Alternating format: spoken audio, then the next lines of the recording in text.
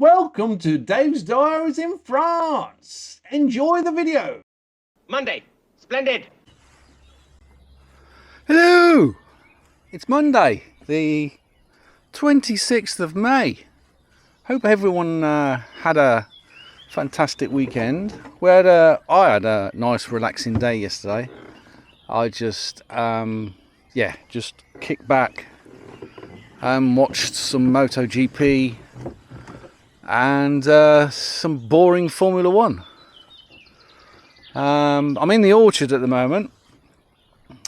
I'm trying to get rid of some invasion of species, invasive species on the fruit trees. And if I can show you, if I can see one that's close to me, then I will show you too. Now, these are caterpillars, and they form like a spider's web. Here we go. And I don't know whether you can see that. And that. And they're dangerous to pets. If they fall, they develop into caterpillars, and if they fall, I believe they're a danger to pets. I've done most of the trees, and I've got another 5-6 trees to do, maybe 7. But I've already filled up 3 bags full of waste. So I'm doing that at the moment. What else can I tell you? Oh, we went to a barbecue on Saturday night, and typically, well, I won't say typically, everyone was French, obviously, and it was interesting. It wasn't what you would say a British barbecue would be. We got there about 7:30, and there's just a lot of chatting going on. The first drinks rolled out at about 9 o'clock, and in between this time, the host was barbecuing loads of meats and sausages and everything like that. But we were all sat down at the table because it was quite breezy outside and getting quite chilly, and no one was digging into the meat, the stuff that had just been barbecued, the hot meats. And I'm thinking, I said to the missus, I said, why isn't everyone getting into the hot meat? It'll be cold by the time we get to it. What's the point in that? Now, I don't know whether this is French etiquette or not, but the missus says, just wait. I said, but I'm starving and I want something hot, not cold.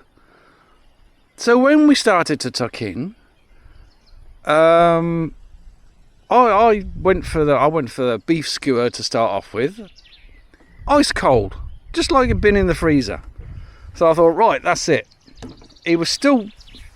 The host was still barbecuing, so I stuck with pork chops, which was hot, and I kept an eye on what was being brought in. So I went for the hot stuff. I was not going to touch the cold stuff. What is the point? I don't see the logic in it. If you go to a barbecue, everything's centered around the barbecue. You're chatting and everything, and then you roll out, and everyone helps themselves. I just don't understand that.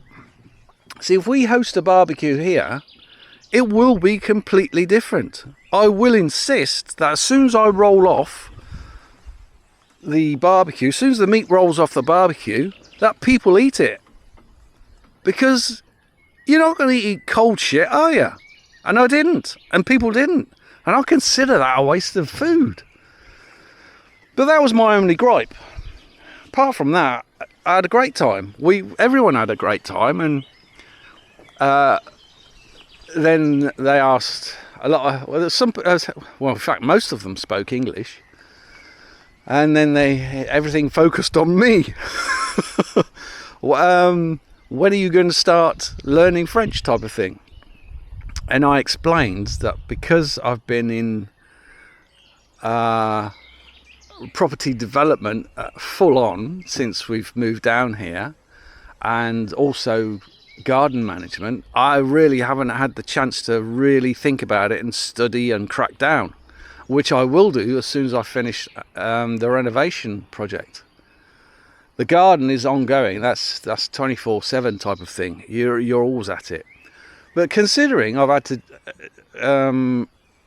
do the gite and then do the property down south, it's just I haven't got space in my head, because there are different practices in France regarding renovation and construction and things like that, and requirements you have to meet, such as the electrics. That's completely different. It's easier now I know it, but it's completely different. I'm going off on one here, aren't I? Anyway, so today, because it's a dry day, it's supposed to be raining, 20% of rain, chance of rain today. It's humid, but we've had no rain so far. So I'm just cracking on with getting these invasive species off the trees, and then I'm going to crack on with some other weeding. Oh, I've got to cut back a hedge as well, so I'll crack on with that. So quite busy still. Anyway, I'll catch you later. A few moments later.